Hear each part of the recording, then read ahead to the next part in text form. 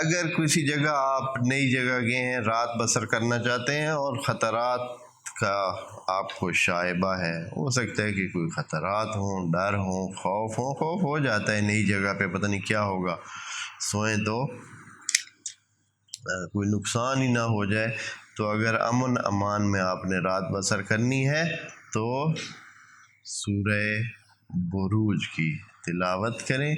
اور بِإِذْنِ اللہ سو جائیں، اللہ انشاءاللہ خیر کرے گا۔ یہ اس کے تھوڑے سے فوائد، کیونکہ ہمارا مورد بحث یہاں مین اور مرکزی نقطہ یہ نہیں ہے کہ سور کے تلاوت کے یا ان کو لکھ کر اپنے پاس رکھنے کے جو فوائد ہیں ان کا احاطہ کریں، اس لیے ہم بہت مختصر سے فوائد بیان کرتے ہیں اور چلتے ہیں اپنے اصلی مقصد کی طرف، جو کہ ان سور کے معانی کو سمجھنا اور سمجھانا ہے۔